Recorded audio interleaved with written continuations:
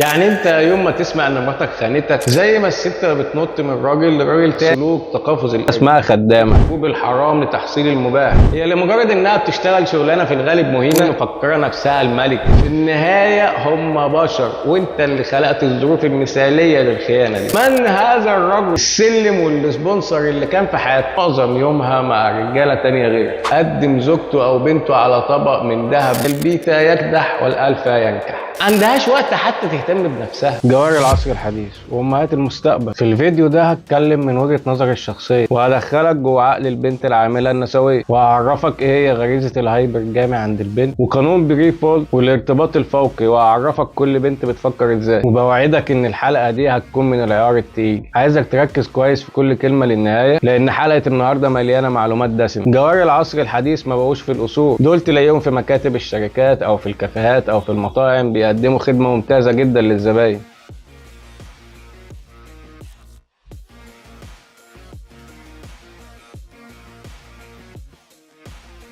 اظن انا لو قلت لحد ان الفتاة الملائكية الجامعية ديت امك او اختك، هتبقى اهانة ليك او شتيمة. قرن في بيوتكن، والله لن نقر في بيوتنا، والله لا نشتغل ونطلع. اسمع يا غلبان، دي مش حريه، دي قله حياء، ده اعلان حرب على رجولتك وعلى الدين. خد يا ابني اما اقول لك ليه المفروض تسترجل وما تتجوزش واحده من جوار العصر الحديث اللي عندهم اصرار في محاربه الفطره والغريزه اللي ربنا زرعها فيهم، وهي الامومه ورعايه بيتها وتكوين اسره. كنا نتعلم في المدارس ان الام مدرسه، اذا اعددت شعبا طيب الاخلاق، وطبعا اذا افسدتها افسدت الامه بالكامل. هكلمك في العواقب اللي هتعود عليك بشكل مباشر لما تبقى ديوس وتشغل مراتك من غير ضروره، قبل ما اشرح لك الكوارث العامة والمجتمعية. بشكل مباشر الأنثى العاملة سلفة متجرئة على الرجال. خلينا نتخيل سوا شاب بتاع بابا وماما قاعد في البيت ما بيشتغلش، بنقول عليه ايه؟ عيل طري. اما اللي بينزل يشتغل بيبقى واد مخربش عضمه ناشف عنده جراءة، وساعات لو قليل الرباية بيتمرد على اهله ويعاملهم بدونية او احتكار. خلينا نقلب بقى الآية، البنت الكيوت اللي على الفطرة اللي مش بتشتغل دي بتبقى أنثى بجد، وتقدر تلاحظ بسهولة انها بنوتة كيوت ما اتمرمطتش في الدنيا، بيتها فيه راجل اتمرمط مكانها وخلاها ملكة. ملكة في كلامها، في افعالها، في لبسها، في كل تفصيله. ملكة ما تعرفش تحشر نفسها في طابور الاي تي ام مثلا وسط الرجاله، وما تعليش صوتها في الشارع، وما تناطحش راجل. عندها تسيب حقها عن انها تبقى شرشوحه في الشارع. مش هتلاقيها بتزق جوزها ولا اهلها على الخناقات والمشاكل. اما بقى جوار العصر، سلافع الايام دي اللي مش ملزمه تخدم جوزها. شريك حياتي اللي عايزاه يبقى معايا، عايزاه يبقى بارد مستفز، على الهادي، ما جاتش النهارده تيجي بكره كده بجد. واهم حاجه شغلي بقى خط احمر بجد، يعني بجد شغلي لا خالص. اهم حاجه شغلي اهم من جوزي. لما تقول لك شغلي خط احمر يبقى هي مش شايفاك راجلها، شايفاك زميل الشغل او سبونسر او دلدول، لان فعلا مفيش احمر من اللي يتجوز بنت بالعقليه دي. هي لمجرد انها بتشتغل شغلانه في الغالب مهينه، شايفه نفسها ان هي اللي هتكون متحكمه في العلاقه. انت اللي هتبقى على ذمتها، مش هي اللي على ذمتك. انت مجرد السمب الناطع اللي هيقبل يتجوزها. وشغلي خط احمر يالا ما تعملش راجل عليا يالا، هي بس مكسوفه تقول عاوزه اورني او دلدول، والله في الغالب شغلها ما يكفيش القرف اللي مدهننا بيه وشها. البنت اللي ربنا كرمها وجعلها ملكه في بيتها، لما تتحول لزميله مكتب وسط 20 راجل، يبقى انت كده تستاهل الخيانه. اللي خلقه خلق 7 مليار غيره، اللي خلقك خلق مليارات تاني غيرك. كلامها مظبوط والله، بس اللي مش مظبوط بقى الشباب اللي بتتعامل مع البنت بمبدأ الندرة. الملاك اللي ربنا ما خلقش غيرها. انت شايف الثقة اللي عندها وتقديرها لذاتها؟ المفروض بقى انت تفخر بنفسك وتثق في نفسك اكتر من البنت دي كمان، وتعرف ان اللي خلقها خلق مليارات غيرها، وتحس بقيمتك بقى. بس انا بحب نفسي اكتر. ما فيش حد ما بيحب حد اكتر من نفسه. انا بحب، يعني او انا هفضله عن نفسي. هو انا هفضله عن نفسي؟ انا بحب نفسي وبحب شغلي. هو هيجي يبقى معايا فيه، ممكن نتناقش مع بعض، ممكن يبقى فيه اعتراضات، ممكن يبقى فيه نقاش. السبونسر اللي بيصرف عليا وبياكلني ويشربني ويراعيني وجايب لي بيت وماضيلي على قايمه برقم خزعبلي، هفضله عن نفسي او عن شغلي؟ هو انت مفكر ان هي ممكن تسمع كلامك زي ما بتطيع مديرها مثلا؟ هو انت مفكر نفسك المدير ولا ايه؟ بحب نفسي وشغلي، انت هتبقى تيجي في المرتبه الاخيره بقى بعد الشغل والحاجات المهمه دي. لكن لا، دي لا ايه؟ لا لا ازاي؟ لا ايه ولا ازاي يعني؟ لا اما تلقك يا روح امك يا اللي فيه زيك 7 مليار، يا اللي هتدفع فيا دم قلبك. ممنوع تقول لا يا روح امك. البنت اللي بالعقليه دي بتكون مفكره نفسها الملكه دي بقى عيل مزوخي بعتها لها في الرسائل على الازهر، ومن ساعتها محدش عارف يكلمها. اسمع كده البنت دي. ليه احنا مش بنفكر في النساء كأنهم بني ادمين عندهم مواهب، عندهم طموح، عندهم اهداف، بس بنفكر فيهم كأنهم حاجة كده شبه البهايم. مادام بتاكل وتشرب ومعاكي فلوس وبتلبسي لبس كويس فاقعدي يا بنتي في البيت واسكتي. ليه مش بنفكر انه الانسانة دي فعلا بتحب الشغل اللي هي بتعمله وتقفل ديلز وتحقق تارجتس، وفي اخر الشهر ينزل لها ان شاء الله حتى 1000 جنيه وتكون مبسوطة جدا ان ال1000 جنيه دي خارجة من الموهبة بتاعتها؟ ليه مش قادرين نفكر ان النساء فعلا ممكن يكون عندهم اهداف وطموحات واحلام غير انهم يكونوا ربات منزل؟ مش مهم هتقبض كام، المهم تتمرد على الراجل وتزاحم الرجاله في سوق العمل عشان تفهم وتستوعب. في شغلانه اسمها خدامه، وفي شغلانه واحده تيجي تنظف البيوت، وفي شغلانه تانية انها تخدم في كافيه، في شغلانه تانية انها تبقى ناني وتراعي عيال الناس، وحتى في شغلانه انها تراعي قطط وكلاب وغيرهم. الست بقى بتتشرف انها تبقى شغاله خدامه عند الغير، اكرم لها طبعا 1000 مره من انها تشتغل في بيتها وتراعي عيالها وتطبخ لهم بكل احترام. بالنسبة لهم الأفكار النسوية رسخت لهم إنها تخدم الغير بكل أريحية، أما بقى إنها تبقى ست بيت فده يبقى عار عليها وعلى المجتمع. عشان كده يستحقوا بجدارة لقب جواري العصر الحديث. وطبعا مع احترامنا وتقديرنا لكل المهن والشغلانات، اختلاط المرأة مع الرجالة في الشغل رفع نسبة الخيانة بين الأزواج. الست اللي بتضحك مع مديرها في الشغل بكرة تقارن بينك وبينه مع نفسها كده. الست بتخدم مديرها بكل حب وود وابتسامة عريضة، وبتبقى مختلطة مع الرجالة بكل أريحية. وبنشوف الكلام ده كل يوم في طابور تذاكر المترو مثلا أو في طابور الATM، تلاقي الست من دول داخلة في الرجالة حشر كده بالصلاة على النبي وسعولي، وتحط نفسها في أول الطابور وتتخانق مع الرجالة وتستمتع بصوتها العالي وشرشحتها في الشارع، ودايما جايبة لجوزها المشاكل وتوسوس له يتخانق مع خلق الله بسبب قلة حيائها مع الناس، وتلاقيها مش بتحترمك ولا مستعنية أي حاجة أنت بتقدمها لها أصلا. صحيتي وبحسابك $1,000,000، ايش بتعمل؟ مسافر الخارج. تجيب حاجة، ثاني حاجة بخلع زوجي. ايوه. ايش كمان؟ بتزوج. كده صراحة ما فيش. دوت اسمه قانون بري فولت. يمكن اكون بنطوي غلط الصراحه يعني. المهم بقى القانون ده بيقول لك ايه؟ طول ما الست بتستفيد منك هتفضل معاك، واول ما الفايده تخلص انت مالكش لازمه وترميك في الزباله. ودي غريزه الارتباط الفوقي او الهايبرجامي. اكبر غلطه مساعدتك للست على النجاح وتبقى سبونسر ليها. زي ما قلنا في الفيديو اللي فات، الست اول ما هتنجح هترميك في اول محطه، انت بتبقى مجرد سلمه هتطلع على كتافك وتقشط فلوسك وترميك، لان خلاص هتكون حققت حلمها وكونت الثروه اللي هي عايزاها. يبقى ايه لازمتك بقى؟ لو جوزك قال لك انا ما عنديش مشكله ان انت تشتغل، تمام، بس هتساهمي معايا في مصروف البيت، لا نص بالنص. لا ليه؟ عشان انت الراجل المسؤول عن البيت. ما ربنا ما قالش كده، الرجال قوامون على النساء. انت المسؤول، حاجتي لنفسي لكن حاجتك لينا كلنا. وقتها مش ليك، فلوسها مش ليك، بس هي عايزاك تصرف وتدلع. الفيديو شارح نفسه يعني، مش محتاج اعلق عليه. بس اسمع بقى الفنانه ريم عبد الله رايها ايه في الراجل اللي ساعدها تحقق نجاحات، السلم والسبونسر اللي كان في حياتها. انا احب اشكر زوجي سابقا لانه هو صاحب الفضل بهذا الموضوع. احب اشكره. تعرف ليش؟ انا اليوم وصلت لمرحله انا ما كنت مستحيل اني افكر فيها يوم من الايام، فانا حابه اقول لك شكرا. كان متواجد معي، كان محرم، فكان وجوده معي أنقذني من أشياء كثيرة الصدق يعني. كان محرم. قلت لك هو سبب صراحة كان رئيسي يعني. وجوده معي كان حماية بالنسبة لي. واجهت هذا الموضوع أنه خلاص أنا الحين مرتبطة وفي ذمة زوج وخلاص هو المسؤول عني.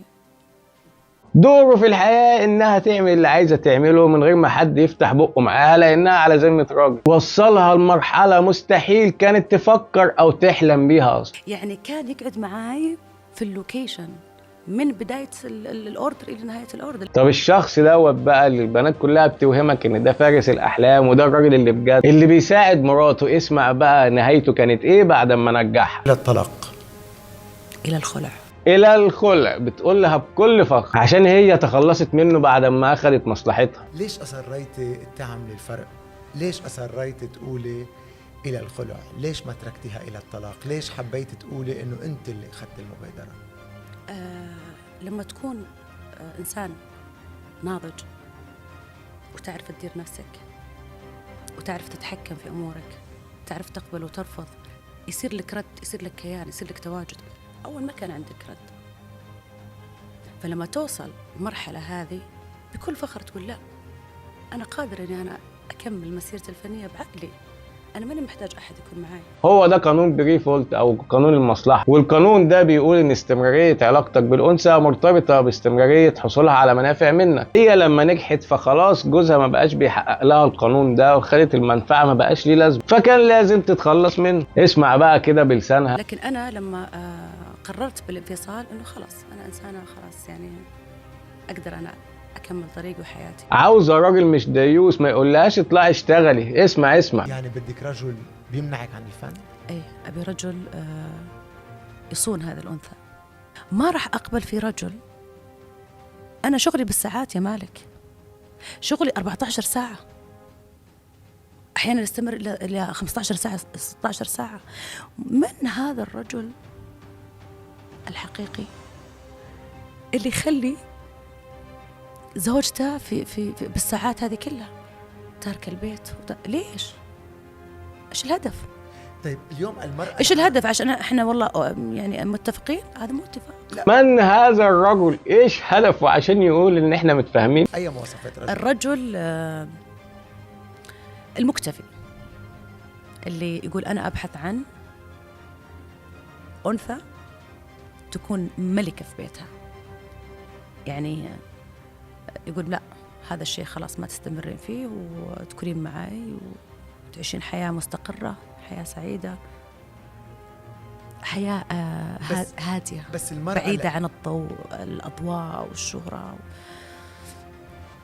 مستحيل أنا أرتبط بشخص. أنا هقول لك بقى اللي هي حاولت تقوله بالشياكة. من الآخر هي بتقول مش عايزة واحد أوراني ولا ديوس يسمح لي أشتغل وأقعد بالساعات بره بيت. قصدها إن هي مش هتشوف الراجل لأنه هو نطق. وأنا بضم صوتي لصوتك وبحييك على صراحتك، لعل الخرفان تفهم وتفوق بقى وتعرف أنت كراجل دورك إيه بالظبط في الحياة. يعني النهارده بنت أبوها عايش وأخوها موجود وبرضه نازلة تزاحم الرجالة في الشغل والطوابير والكافيهات، يبقى رجالتها دول يا إما متخاذلين في دورهم، او تكون البنت دي عندها ضروره واحتياج انها تنزل تشتغل، او يبقى اللي في البيت ده بقى الحاج عجه. ده رجاله، ده ربنا لاجل ان الست ما تطلعش من بيتها غير للضروره جعل صلاتها في البيت يا بشر. تقوموا انتوا تخرجوها بهدف الكارير وتحقيق الذات والهبل والخزعبلات دي اللي قرفونا بيها. تعالى بقى لما اقول لك بيحصل ايه في الشغل. الست اللي بتشتغل بتقضي من يومها ما لا يقل عن 8 ساعات وسط الرجاله في الشغل، وما تشوفش وشك انت بقى نص المده دي. ومما لا شك فيه بيحصل ألفة بينها وبين زمايلها، يعني وهزار وهق عشان اليوم يعدي ويبقى لطيف كده. ده غير ان اكيد يعني معاهم ارقام بعض عشان يبقوا يتكلموا في الشغل بعد اوقات الشغل. يعني حتى بعد وقت الشغل بيكون الشغل وزمايلها في الشغل واخدين من وقتها، وده بيبقى سبب كتير من الخيانات. وطبعا مش كل الستات كده يعني الا من رحم الرب. نخش بقى على المدير الشخص الكاريزما اللي كلمته ماشيه عليها. تخيل انت لما تسمح لمراتك او بنتك تشتغل، فانت كده بتدي تفويض لراجل تاني انه يبقى عنده سلطة عليها، وممكن يكون المدير ده اقل قيمة منك اصلا، بس بصفته المدير بقى شخص الفا مهاب عندها، وبقى من حقه الطاعة والولاء شبه المطلقة على مراته. وسيكولوجية المرأة وغريزتها خليها تنجذب للشخص اللي له سلطة عليها، ودي غريزة الهايبرجامي او الارتباط الفوقي، يعني تنجذب لشخص عالي القيمة اعلى منها ماديا او ثقافيا او اجتماعيا. وتقريبا كل الصفات دي بتكون متجمعة في مديرها. وقتها بيتحقق سلوك تقافز القرد او المانكي برانشنج، وده سلوك بتعمله كتير من النساء. يعني لما الست تكون مع راجل وتلاقي راجل تاني اعلى منه في اي بيئة اختلاط بقى، اذا كان في الدراسة او في العمل، والعلماء سموه بتقافز القرد عشان شبيه بسلوك القرد لما بيتنطط من فرع لفرع بين الاشجار، زي ما الست بتنط من راجل لراجل تاني اعلى منه، من فرع واطي لفرع تاني اعلى، او مش بالضرورة يعني يكون اعلى منه، بس من وجهة نظرها هي شايفاه اعلى منه، ومش شرط يعني يكون اعلى ماديا او اجتماعيا. وده سلوك مش غريزة، يعني مش كل الستات طبعا بتعمل كده. نسبة كبيرة من الستات المنحلات او الضعاف اخلاقيا او دينيا هتنجذب وتدخل في علاقة مع المدير بتاعها او زميل ليها في الشغل، وتحقق نظرية البيتا يكدح والالفا ينكح. والانجذاب بين الراجل والست اللي وشهم في وش بعض كل يوم طبعا شيء طبيعي يعني. زي مثلا بنت الجيران ليه بيقعوا في حب بعض دايما؟ لان بيشوفوا بعض على طول. كل الليله بقى ديت عشان ايه بقى؟ ملاليم بتاخدها من شغلها في النهايه، ويمكن تكون انت اصلا بتصرف على شغلها ده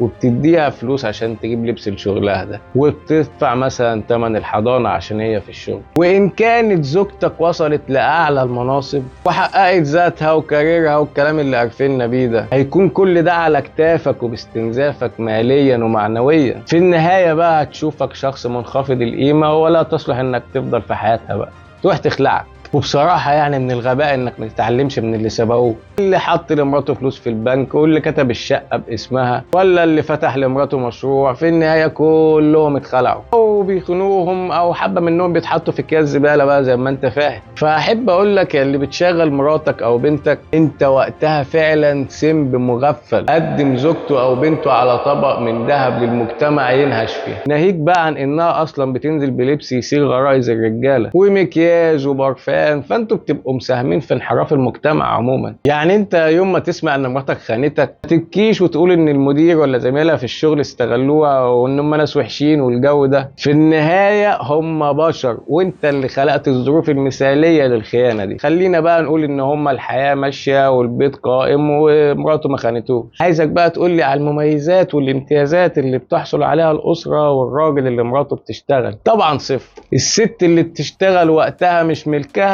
ولا ملكك ولا ملك الأسرة، وقتها وحياتها ويومها للشغل. إذا كان 8 ساعات ولا 12 ساعة ترجع تعبانة وقرفانة ومنهكة ومضغوطة نفسيا، ما عندهاش وقت تربي عيالها وبترميهم في أي حضانة ولا تجيب لهم مربية، ولا فاضية تطبخ ولا تروق بيتها ولا تراعيك أنت وعيالك. عندهاش وقت حتى تهتم بنفسها. وإن كانت بتحط جنيه في البيت فأنت كده كده هتتعايق بيه، وهي هتكون بتتباهى وماشية تقول إنها بتحط في البيت لطوب الأرض. خليني بقى اشرح لك ده تأثيره ايه على المجتمع بشكل عام. اللي هينشأ فيه ابني وابنك وبنتي وبنتك، المجتمع حواليهم هيبقى مليان بالاختلاط الغير مبرر والغير مفيد اصلا. ولادنا هيشوفوا في الشارع كل يوم زمايل الشغل ستات مع رجاله رايحين جايين مع بعض للشغل او قاعدين على الكافيهات، وتبدأ تترسخ عندهم مفاهيم الاختلاط وتقبله، وده بيجرهم للانحطاط. وده اللي وصلنا ليه في الزمن الحالي، ان فعلا بقى الشاب المحترم مش لاقي بنت اصلا تصلح للجواز. والبنات الصغيرين دلوقتي بقوا مقضيينها على التيك توك،